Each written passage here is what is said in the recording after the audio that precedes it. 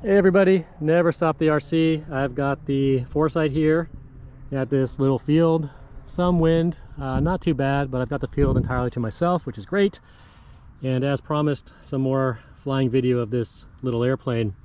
The first few flights of this, I'm super impressed. Very locked in aircraft, but full disclosure guys, I am not a 3D pilot by any stretch. I consider myself an intermediate level flyer.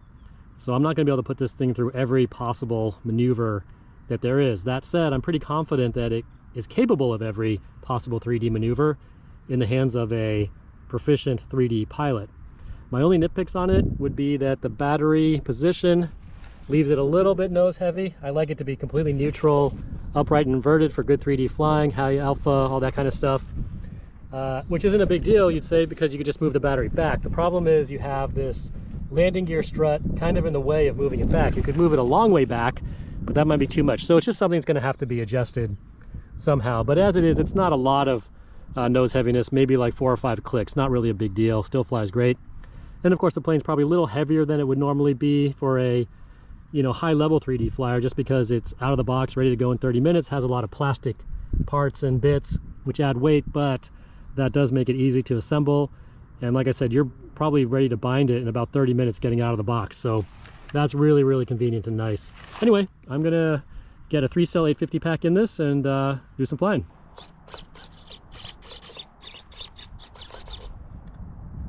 I'm just gonna do a little hand launch into the breeze.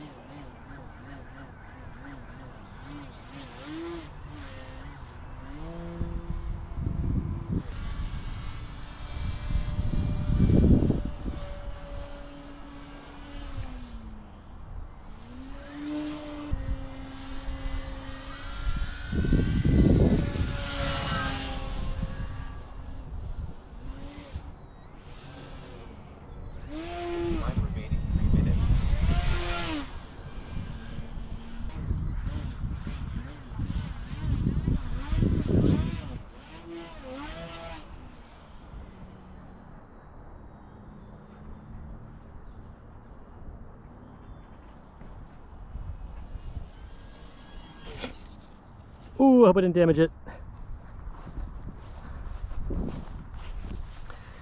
Keep it a little too hot. That's all good. All good, no problem. It's nice and beefy around the legs of the landing gear there. This little 850 pack is barely warm after 4 or 5 minutes of flying.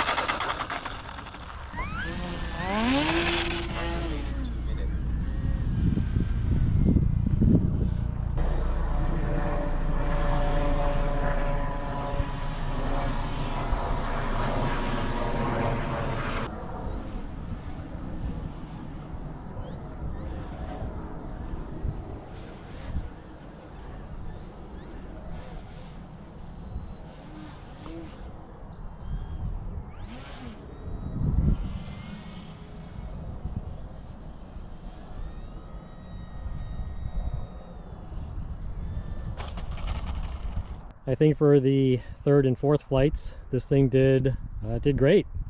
You know, the wind was coming up at some points. You can definitely feel it when the wind picks up. It'll blow the plane around a bit, but I think I like landing it on the infield over there better, just because on the grass here you can kind of catch the landing gear. If you come in too hard, you might break something, but it is pretty stout. I do have the plane just on the high rates, no low rates. If you're comfortable flying a plane like this, you don't really need the low rates. It does have a prop saver in the front. So the only thing to do really is to work on getting the battery back a little bit further. I think that would help. But really, it's a nice flying model. I'm very happy with it. And you guys will probably see it some more at the field. I think it's going to be great to practice getting back into a little more precision flying, even though I'll admit a lot of times I just like to slam the sticks around. I mean, that's really kind of my jam. That's what's fun.